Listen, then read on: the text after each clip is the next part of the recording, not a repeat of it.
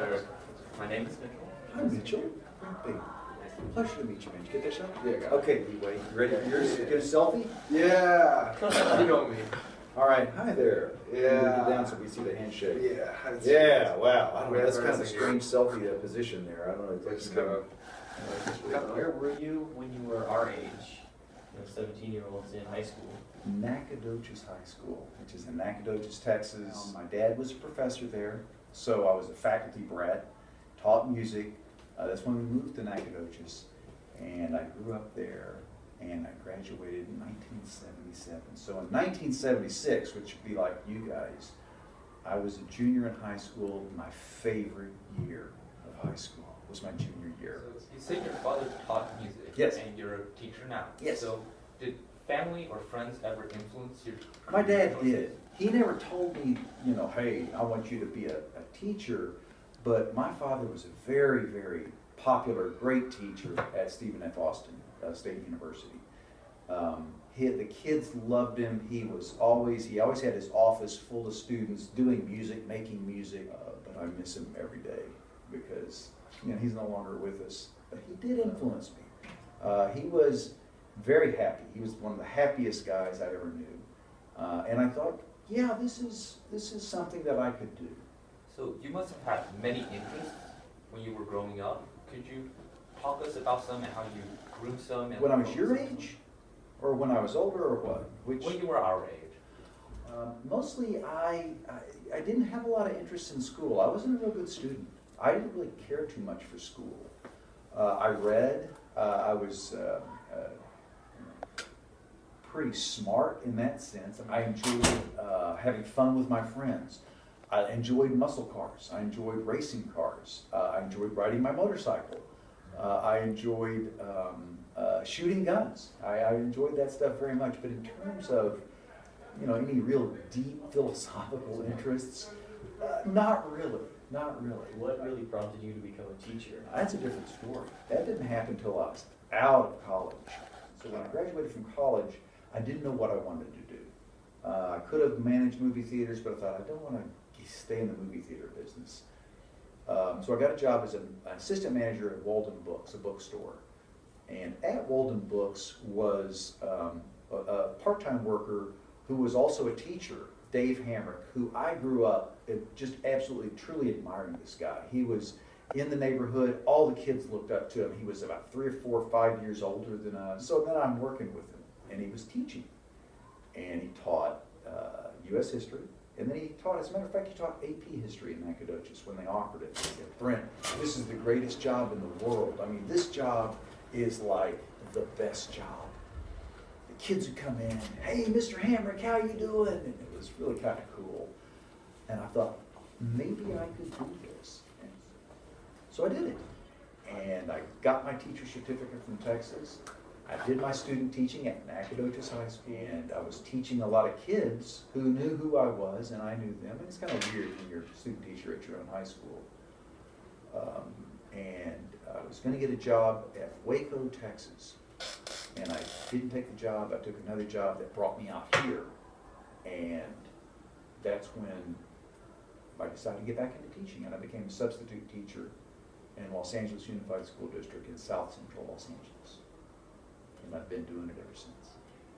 So you must have faced many obstacles along your professional development. How did you sort of surmount these obstacles, and what did you kind of learn from them?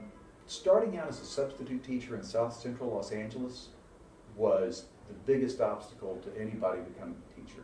Imagine you're in a school that has a lot of deep-set problems of poverty and insecurity and murder and drug use in the neighborhood and so forth.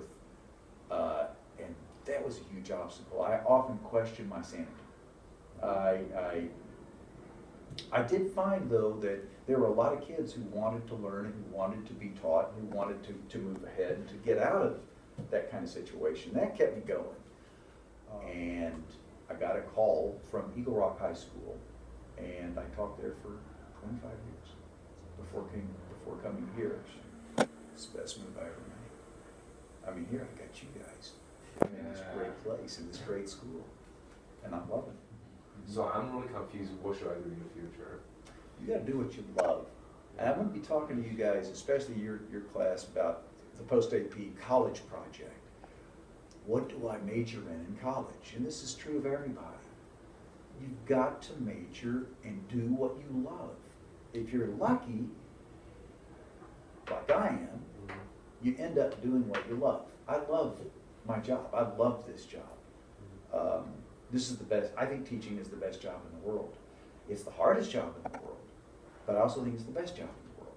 I mean, I drive every day, and I feel like I'm the luckiest guy in the world, and I mean that when I say that. And I've said that for years and years and years, that I'm really lucky that I get paid to do this.